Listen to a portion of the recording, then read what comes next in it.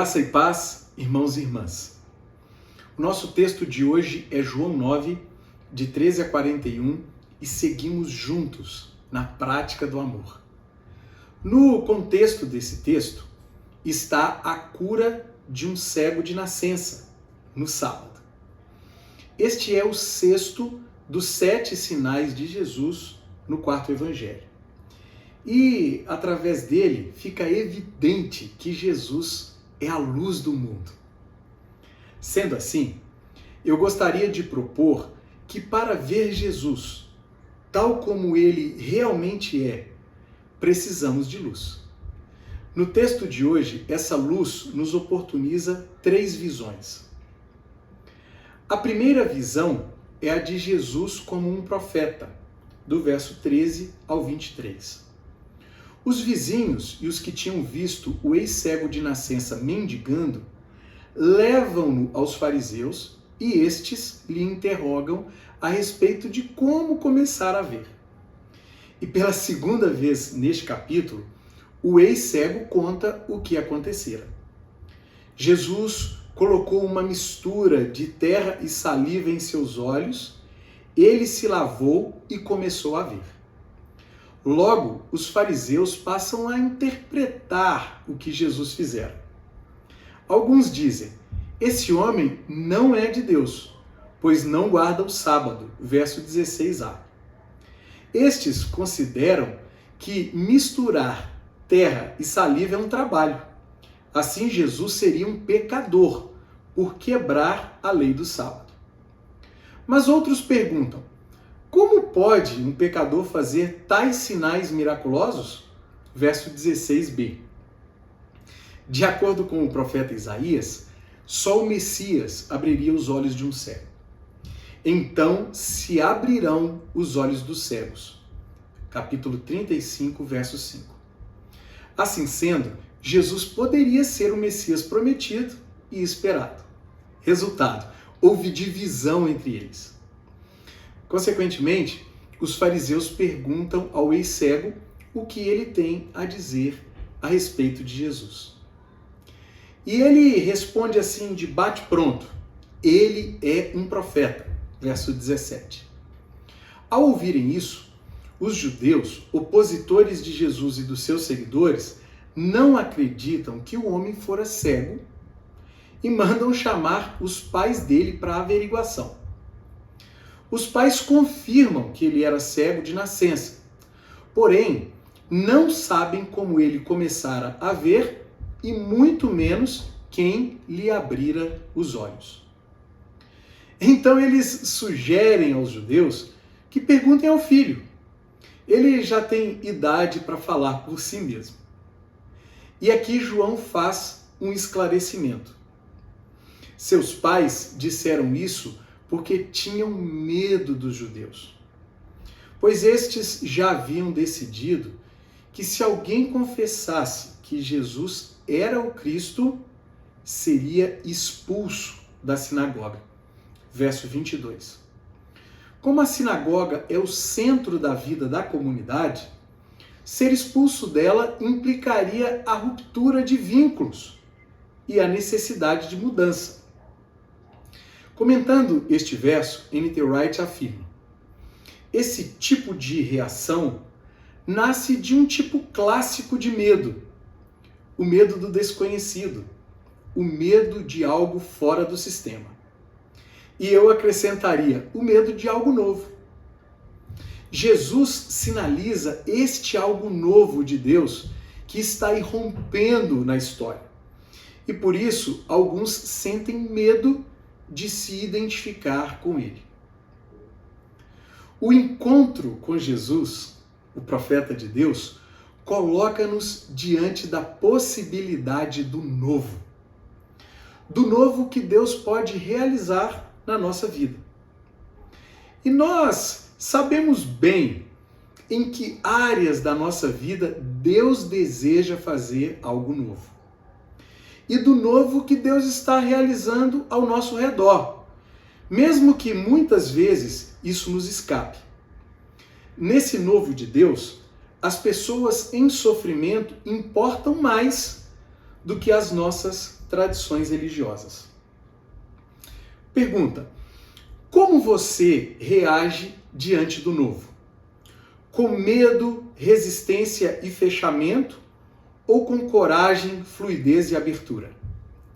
Em Romanos 6,4, Paulo declara que nós nascemos de novo para vivermos em novidade de vida. Que assim seja em nós e ao nosso redor. A segunda visão é a de Jesus como um santo, do verso 24 ao 34. O texto segue e pela segunda vez os fariseus chamam o ex-cego. Eles lhe pedem: para a glória de Deus, diga a verdade. Sabemos que esse homem é um pecador, verso 24. Em outras palavras, o que os fariseus dizem é o seguinte: se você foi de fato curado, isso deve ser obra só de Deus. Jesus não pode ter nada a ver com isso. Ou seja, eles querem separar as obras de Deus das obras de Jesus, pois não admitem que Deus possa estar realizando as suas obras através de Jesus. E para fazerem essa separação, os fariseus precisam atribuir pecado a Jesus. Todavia, o ex-cego afirma: não sei se ele é pecador ou não. Uma coisa sei, eu era cego e agora vejo. Verso 25. Mais uma vez, os fariseus perguntam ao cego: que fez ele a você? Como abriu seus olhos? Verso 26. O ex-cego bem poderia ter respondido: eu não vi. Contudo, ele responde com uma ironia ainda maior: eu já disse e vocês não me deram ouvidos. Por que querem ouvir outra vez? Acaso vocês também querem ser discípulos dele? Verso 27. Gente, imagine a ira desses fariseus. Imagine. Em reação, os fariseus insultam o ex-cego e dizem que ele é um discípulo de Jesus. Eles, por sua vez, são discípulos de Moisés, aquele com quem Deus falara. E em relação a Jesus, os fariseus afirmam que não sabem nem de onde ele vem. Ao que o ex-cego responde: ora, isso é extraordinário. Vocês não sabem de onde ele vem, contudo ele me abriu os olhos. Sabemos que Deus não ouve pecadores, mas ouve o homem que o teme e pratica a sua vontade.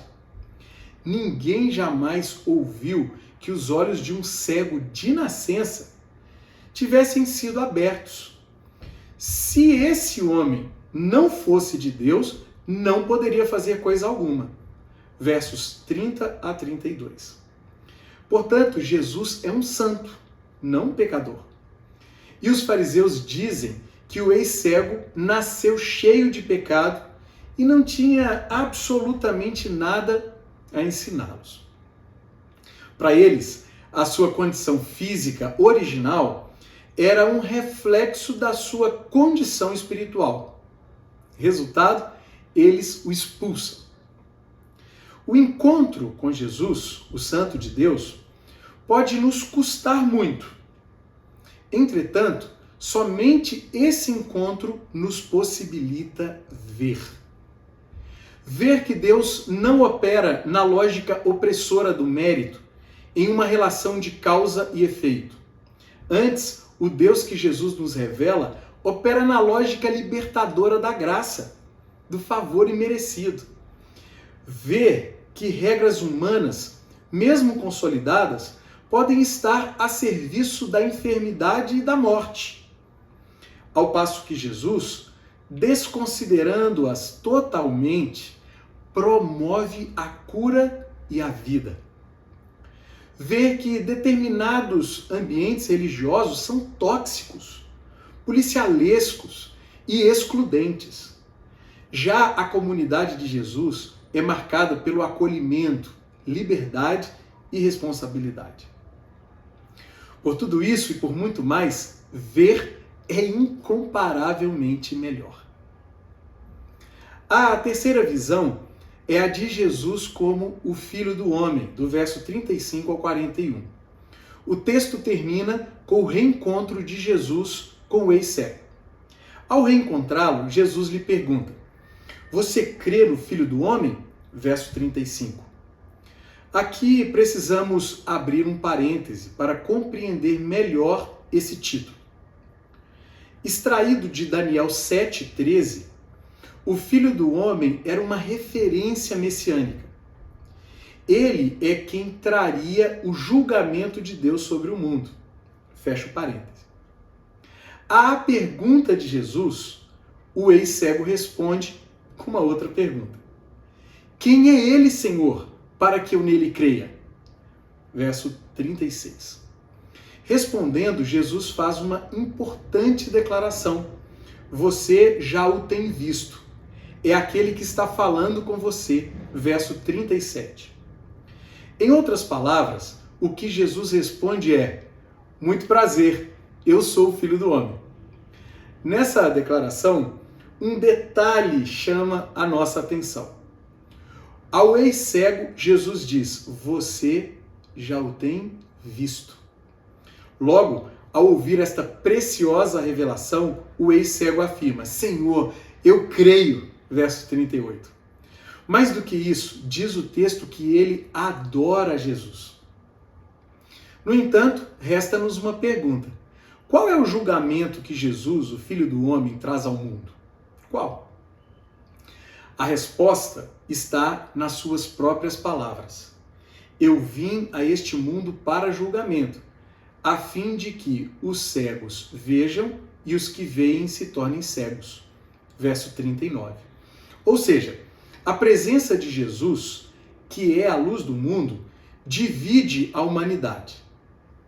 De um lado estão aqueles que reconhecem a sua cegueira e são curados. Do outro estão aqueles que acham que veem e se inviabilizam para a cura. Por isso, o pior cego é aquele que acha que vê. Para este, não há restauração. Alguns fariseus que estavam ali, ao ouvirem essas palavras de Jesus, literalmente vestiram a carapuça. Eles perguntam a Jesus: acaso nós também somos cegos? Verso 40. A estes, Jesus responde: se vocês fossem cegos, não seriam culpados de pecado. Mas agora que dizem que podem ver, a culpa de vocês permanece. Verso 41. Novamente, o pior cego é aquele que acha que vê. Estes permanecem culpados. Já o melhor cego, se assim podemos dizer, é aquele que reconhece a sua condição e recebe de Jesus a cura. Recebe dele o perdão restaurador. O encontro com Jesus, o Filho do Homem, faz-nos examinar constantemente a nós mesmos. Isso porque o reconhecimento da nossa própria cegueira importa mais do que a ilusão de uma pretensa visão. Certamente, o mais importante exame que podemos fazer é sobre a nossa condição espiritual. Nesse exame, reconhecemos a feiura do nosso pecado e a beleza do amor de Deus. Reconhecemos que somos acolhidos pela sua misericórdia e transformados pela sua graça.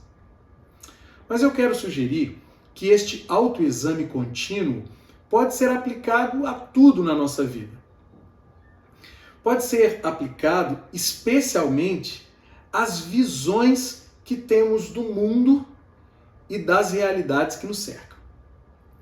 Cada um de nós precisa se perguntar: quais são os meus pontos cegos? Quem acha que vê tudo claramente está cego. E quem considera que não tem nada mais a mudar está morto. Que Deus nos livre tanto dessa cegueira quanto dessa morte. Portanto, irmãos e irmãs, vejamos a Jesus, o profeta de Deus, o santo de Deus, o Filho do Homem. A minha oração é que a sua luz possa brilhar sobre todos e cada um de nós. Que assim seja e um grande abraço para você.